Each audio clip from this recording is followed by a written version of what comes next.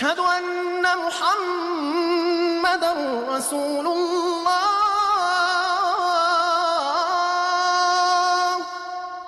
سورۃ العادیات بسم اللہ الرحمن الرحیم والعادیات ضبحا فالموریات قدحا فالمغیرات صبحا فاثرن به نقعا فوسطن به جمعا.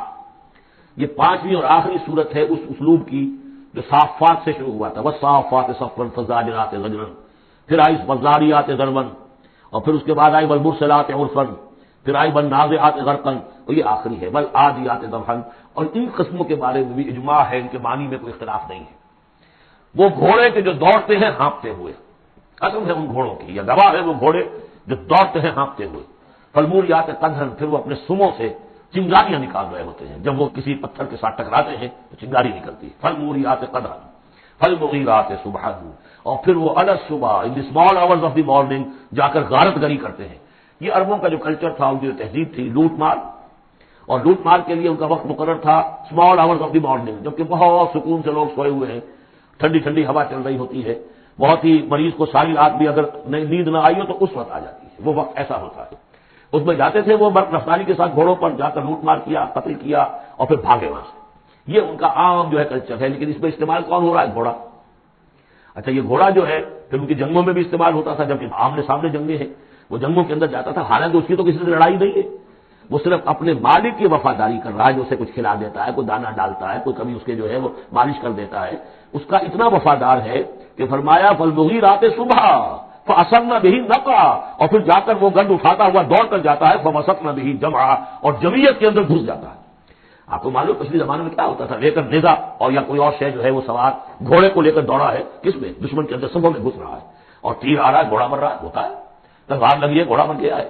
تو گھوڑا یہ رسک کیوں لے رہا ہے؟ یہ ہے اصل میں اس صورت کی جو اصل مرکزی بات ہے. محض یہ بات، انسان جو اس کا مالک ہے اس کا خالق نہیں ہے، صرف یہ ہے کہ اسے دانہ ڈالتا ہے، اسے گھر پہ باندھتا ہے، اس کی سیوا کرتا ہے. اس صرف دانہ دینے اور سیوا کرنے پر اس کے اندر اتنی وفاداری ہے کہ وہ اپنے مالک کی ذرا سی ایڑ کی تھوڑی سی اس کا اشارہ ہوتا ہے، ہوا کی طرح بات کرتا ہے، جہاں اس کو حکم ہوتا ہے وہ دوڑتا ہے، اپنی جان جوکھوں میں ڈالتا ہے. اب فرمایا ان الانسان لربہ لکنود، لیکن یہ انسان اپنے رب کا بڑا ناشکرا ہے. وہ جو کھلاتا ہے، پلاتا ہے، رزق دیتا ہے، جو خالق ہے، یہ وفاداری اللہ کے لیے انسان میں نہیں. کتے کی وفاداریاں دیکھو، گھوڑوں کی وفاداریاں دیکھو، ان میں کتنی وفاداری ہوتی. والعادیات ضبحا فالموریات قدحا فالمغیرات صبحا فاثرن به نقعا فوسطن به جمعا ان الانسان لربہ لکنود. کنٹراسٹ، ایک اس کا طرز عمل ہے، اس انسان کا طرز عمل ہے. وَإِنَّهُ عَلَىٰ ذَٰلِكَ لَشَهِيدٌ بَلِ الْإِنسَانُ عَلَىٰ نَفْسِهِ بَصِيرًا. سورہ قیامہ میں جو ہم نے پڑھا ہے اسے خود بھی معلوم ہے کہ میں ناشکری کر رہا ہوں. وَإِنَّهُ لِحُبِّ الْخَيْرِ لَشَدِيدٌ، لیکن یہ مال اور دولت کی محبت میں بہت شدید ہو جاتا ہے. مال اور محبت کی دولت کی وجہ سے حرام حلال کی تمیز ہٹا دیتا ہے، حالانکہ اس کا نفس ملامت کرتا ہے. لا اقسم بیوم القیامہ ولا اقسم بالنفس اللوامہ، وہ اللہ تعالیٰ کی نشانیوں میں سے ایک نشانی ہے انسان کے اپنے اندر. افلا یعلم اذا حشر ما فی القبور، تو کیا اسے یہ معلوم نہیں ہے کہ جب زمین میں جو کچھ ہے، قبروں میں جو کچھ ہے، تلپٹ کر دیا جائے گا، انہیں نکال لیا جائے گا. وحصل ما فی الصدور، اور جو کچھ ان کی سینوں میں چھپا ہوا ہے وہ بھی نکال دیا جائے گا.